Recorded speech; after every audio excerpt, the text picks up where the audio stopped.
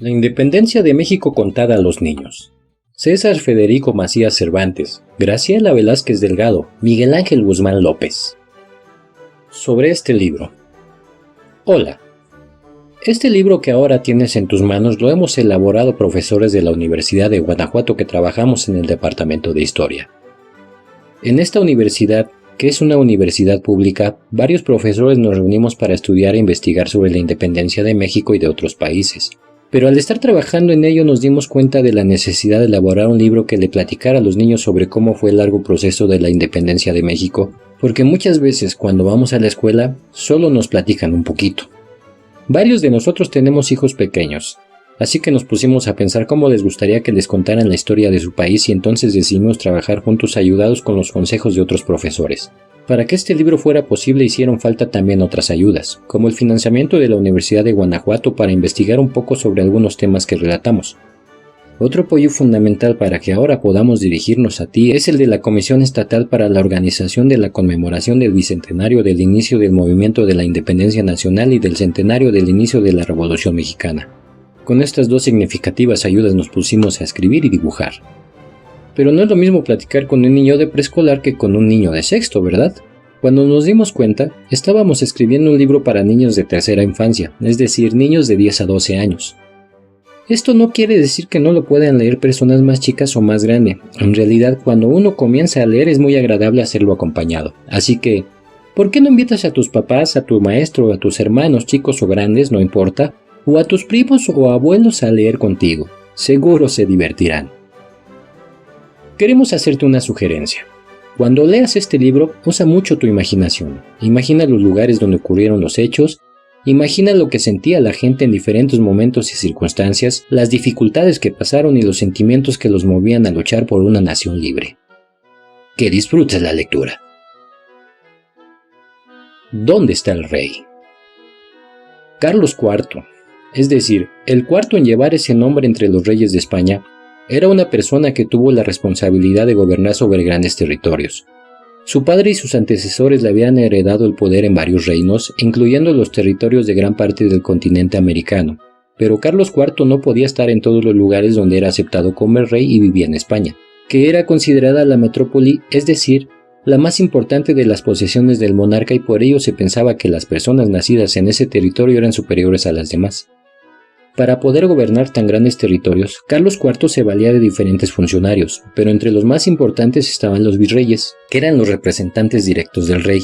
Los territorios que administraban los virreyes eran llamados virreinatos y uno de estos virreinatos era la Nueva España y su capital, es decir, la ciudad más importante y donde vivía el virrey era la Ciudad de México.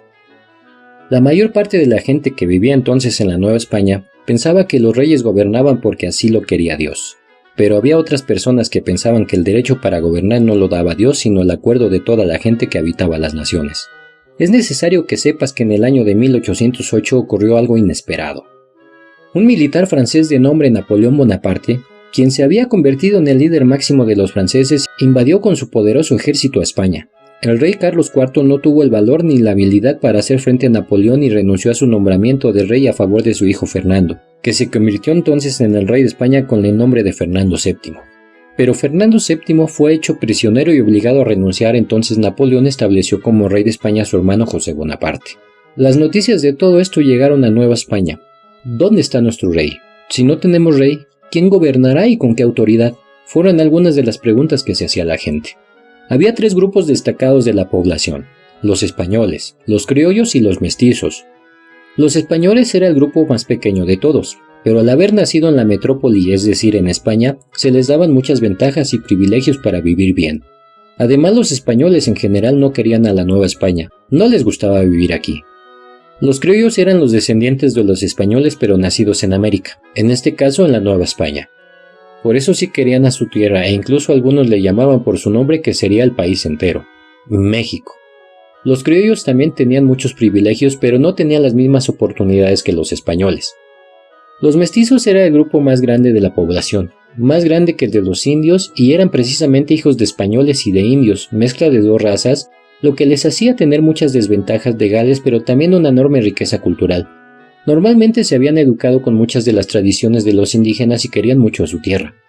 Para gobernar a las ciudades existían los ayuntamientos, donde normalmente sí había muchos criollos, y el más importante de todos los ayuntamientos de la Nueva España, el de la Ciudad de México, le propuso al virrey, que se llamaba José de Iturrigaray, que se convocara a una junta de representantes de todo el virreinato de la Nueva España para formar un gobierno provisional en espera de que Fernando VII volviera a ser rey de España, porque no aceptaban que José Bonaparte se convirtiera en su nuevo rey. Los españoles no querían a José Bonaparte como rey, pero tampoco quisieron que se hiciera un gobierno con muchos criollos, porque tenían miedo de perder sus privilegios, y el 15 de septiembre de 1808 mandaron soldados a que apresaran al virrey y a varios de los más importantes integrantes del ayuntamiento de la Ciudad de México. Uno de ellos se llamaba Primo de Verdad y Ramos. Como en España sí se habían formado juntas de gobierno para combatir a los franceses, los españoles de la Nueva España dijeron que todos los habitantes de la Nueva España debían obedecer a la más importante de todas, la Junta Central, y enviaron a Iturrigaray a España para ser juzgado como traidor, pero resultó inocente. Primo de Verdad no tuvo la misma suerte y cobardemente lo mataron en prisión, lo que hizo que muchos criollos se enojaran más con los españoles por injustos y empezarían entonces a planear la forma de liberarse de ellos. La conspiración. Se escuchaban las voces de la gente animadas en sus charlas, las risas que surgían tras de las bromas, y de pronto se callaban los diversos sonidos para dejar que solo se escucharan las palabras salidas de los labios de uno solo de los asistentes a las reuniones.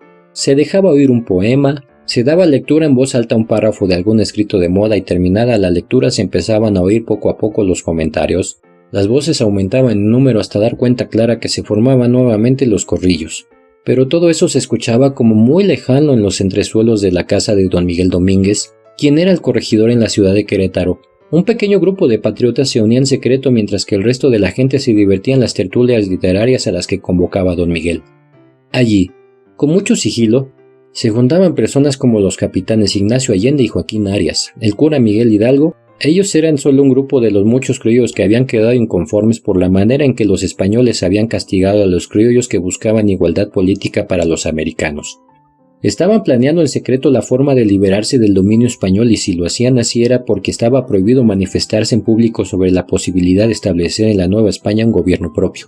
Sabían que el riesgo era muy grande porque podían acusarlos y llevarlos a la cárcel, ser desterrados o, peor aún, terminar muertos, como Primo de Verdad y Ramos un poco tiempo antes, y su nombre en la deshonra.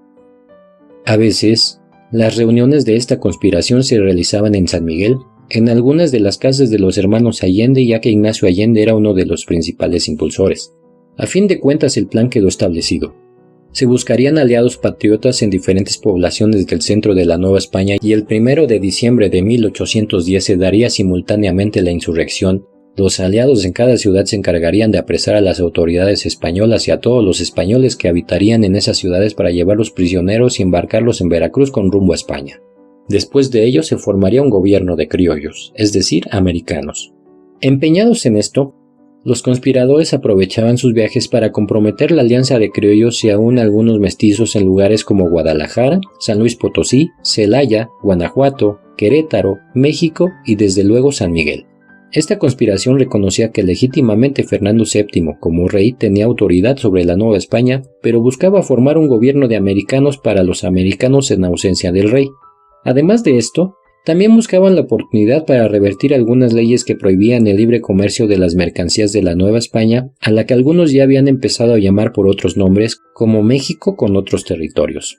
Pero la conspiración fue descubierta precisamente en Querétaro y en forma accidental, ya que un enfermo, al sentirse cercano a la muerte, mandó llamar a un sacerdote para confesarse y reveló la existencia de un plan secreto para acabar con el gobierno español.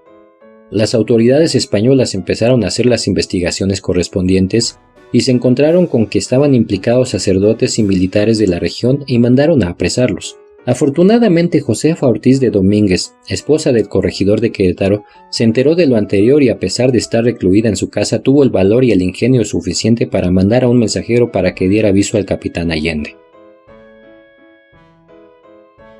No hay más remedio. Imagina a aquel jinete que hacía a su animal cabalgar a toda prisa. Él se había comprometido con Josefa Ortiz en que daría al capitán Allende la noticia de que ya se le buscaba para llamarlo a cuentas por la conspiración que se venía planeando para apresar a los españoles de la Nueva España. Llegó a la villa San Miguel, pero no halló a Allende, porque éste había salido a Dolores para entrevistarse allí con el cura Miguel Hidalgo.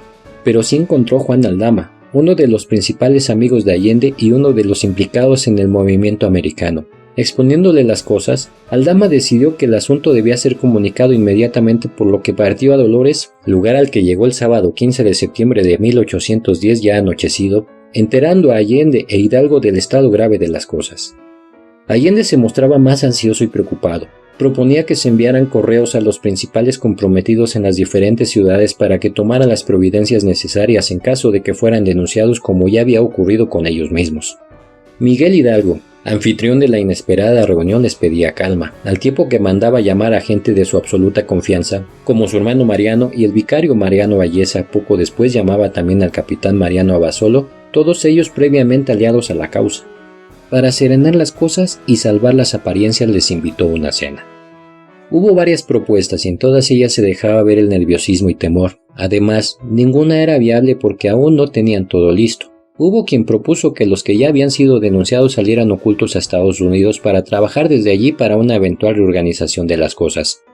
También se decía que los acusados enfrentaran los cargos en tanto buscaban continuar los planes originales, pero se pensó que esto sería inútil al estar observados y muy posiblemente presos los principales organizadores, y además estarían rastreando sus nexos con otras personas. A fin de cuentas, Miguel Hidalgo hizo prevalecer su opinión y dijo: «Caballeros, estamos todos perdidos. Aquí no hay más remedio que ir a coger gachupines». De tal suerte, ya siendo madrugada del domingo 16 de septiembre de 1810, mandaron llamar más gente con sigilo y fueron a actuar de acuerdo a los viejos planes. Ir a apresar a los españoles de la población, solo que ahora ya no sería una lucha únicamente de los criollos. Sería una lucha también de los indios y los mestizos que estaban inconformes con las muchas injusticias que los españoles acostumbraban cometer. Además, a la población en general les llegaban diferentes noticias de Europa y por diversas razones tampoco querían ser gobernados por Napoleón o los franceses. La mañana del domingo 16 de septiembre de 1810, repicaron las campanas del pueblo de Dolores llamando a misa como de costumbre, y también como de costumbre llegaban muchos habitantes de poblaciones aledañas para oír misa y vender sus productos del campo. Pero en lugar de un sermón de misa, se encontraba el cura Hidalgo llamando a todos a que se sumaran a la lucha contra los españoles encabezados por él mismo, Allende y Aldama. La gente se entusiasmó y en pocas horas eran miles los que se ofrecieron a acompañarlos con rumbo a San Miguel y demás poblaciones hasta lograr la victoria. No había más remedio, la lucha tendría que ser violenta. La guerra de independencia de México había iniciado. La crueldad de la guerra. Las guerras son buenas o son malas, son justas o injustas, son necesarias o innecesarias. ¿Tú qué crees? Lo cierto es que las guerras pueden llegar a ser sumamente crueles. Cuando inició la Guerra de Independencia de México, el 16 de septiembre de 1810, las fuerzas insurgentes, es decir, las que querían un gobierno de americanos, de mexicanos, avanzaron de Dolores a San Miguel y de allí a Celaya, pasando por Comonfort, que entonces se llamaba Chamacuero. Para ocupar estas poblaciones, los insurgentes mandaban antes a un emisario a pedir a los españoles que se rindieran y evitar el derramamiento de sangre. Esto se llama intimar a rendición. También los principales jefes, especialmente Allende, pusieron mucha atención en evitar el desorden de los miles de personas que los acompañaban, pero este resultaba difícil porque a las filas de insurgentes se sumaba todo tipo de gente y esta gente no tenía disciplina militar. Además, el odio hacia los españoles a veces era mucho.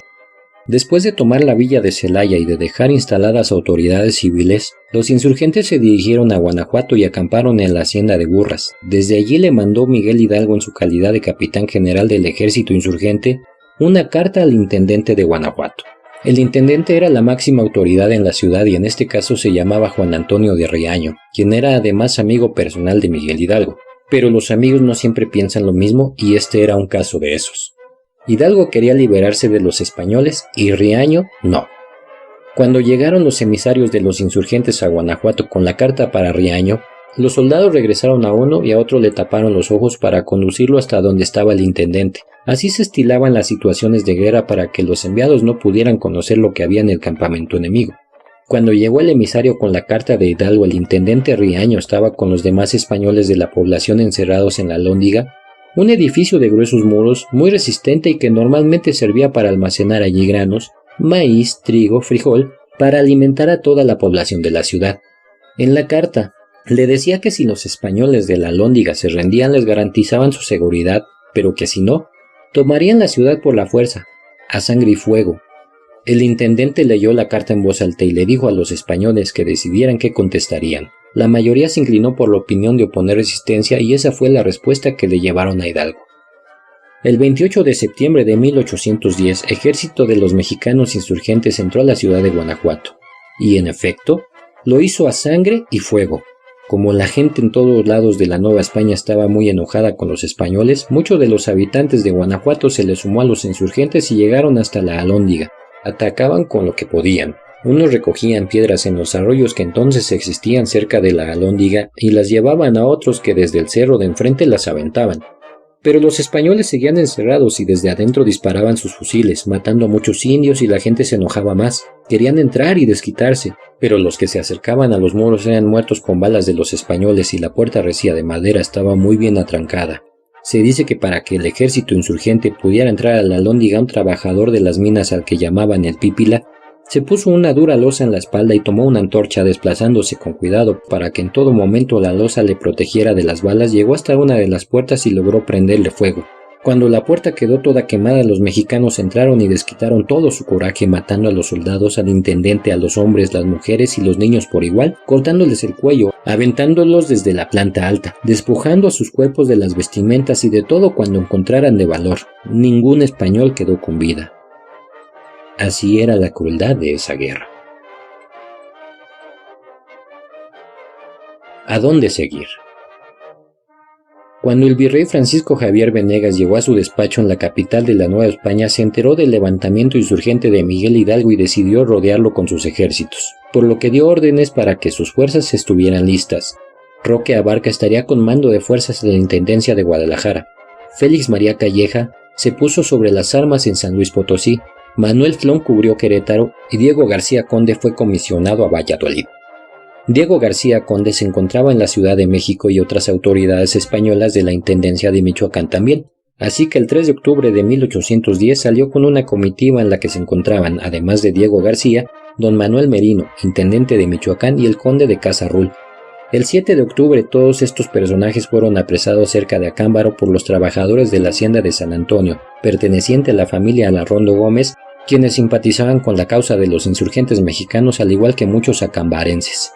Catalina Gómez envió entonces una carta al cura Hidalgo informándole de la captura de tan importantes personajes y esta le llegó al cura en muy buen momento.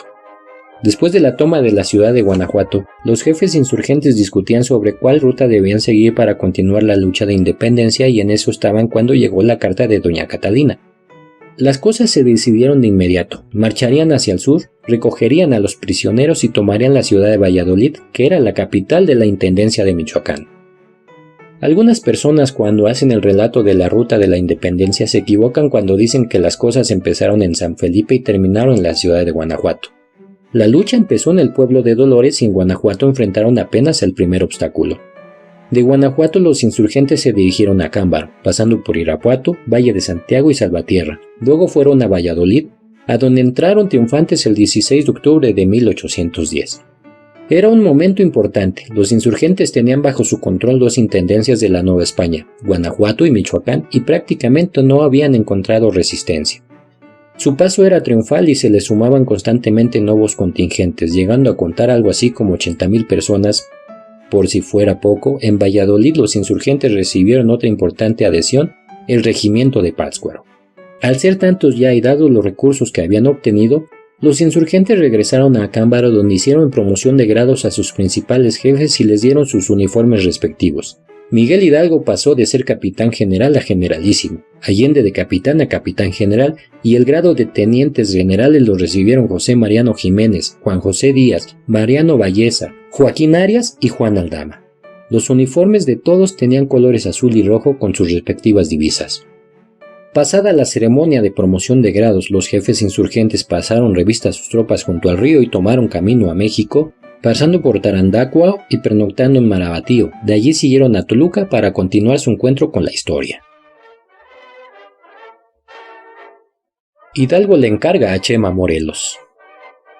Un ancho río refresca las tardes en Carácuaro y entre los tejados de las casas. A poca distancia del río está el templo del cura que en 1810 era José María Morelos y Pavón, Chema Morelos. Chema Morelos quedó huérfano de padre siendo aún un niño y separado del hogar aprendió de carpintería y de arriería, pero esto le permitió conocer muchas cosas más: caminos, costumbres, gente, propiedades de las hierbas, la grandeza de su patria y la pobreza de los indios, los mestizos y las castas. Tras de varios años de trabajar, Morelos pudo juntar dinero suficiente para poder estudiar e ingresó ya siendo adulto al Colegio de San Nicolás de Valladolid, donde Hidalgo era entonces rector como un director de las escuelas de hoy y profesor.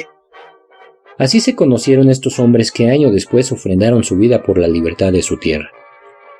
Cuando Morelos terminó sus estudios se ganó el curato de Carácuaro, y en eso se encontraba cuando se enteró de la insurrección de Dolores encabezada por el cura Hidalgo.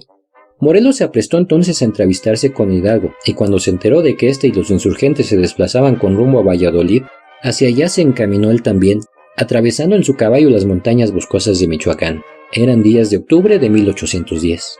Morelos tuvo que apresurarse para alcanzar a los insurgentes porque ya habían salido de Valladolid y se dirigían a Acámbaro, porque allí celebrarían una ceremonia para conceder nuevos rangos militares y se le entregarían a los jefes sus uniformes nuevos, organizando al ejército libertador. Morelos alcanzó a los insurgentes en un lugar conocido como Charo y avanzó con ellos. Un punto de descanso entre Valladolid y Acámbaro era Indaparapeo. Allí se detuvieron los insurgentes el 20 de octubre y Morelos pidió que lo dejaran hablar con Hidalgo. Cuando le dijeron a Miguel Hidalgo que Chema Morelos quería hablar con él, este se puso muy contento y lo recibió con los brazos abiertos como se recibe a los buenos y viejos amigos. Hidalgo le platicó a Morelos de todo lo que lo animaba a levantarse en armas contra los españoles. Le explicó por qué era justa su lucha y como Chema Morelos coincidía en prácticamente todo e Hidalgo sabía que Morelos conocía los caminos entre Acapulco y México y Acapulco y Valladolid como la palma de su mano, le encargó la insurrección del sur pidiéndole especialmente que se encargara de la toma del puerto de Acapulco. Dicen que Hidalgo le comentó a Morelos: serás mejor general que capellán. Lo cierto es que Hidalgo le dio un nombramiento con su lugarteniente para que levantara tropas en la costa sur, el Océano Pacífico, y autorizándolo a embargar bienes de los europeos para poder pagar el sueldo de las tropas. De tal suerte, cuando los insurgentes y sus principales líderes iban rumbo al centro político de la Nueva España como una enorme masa, Morelos salió con rumbo distinto en su soledad, con la encomienda de montar una fuerza capaz de tomar el principal punto de comunicación con las Filipinas. Chema Morelos no era de carácter débil y aceptó su nueva responsabilidad en la historia. Fue de esta manera como se involucró en la lucha este hombre de cejas pobladas, tez morena oscura, amulatado dicen, es decir, con tendencia a mostrar su ascendencia africana y ojos penetrantes. Acababa de cumplir 45 años y grandes glorias le esperaban.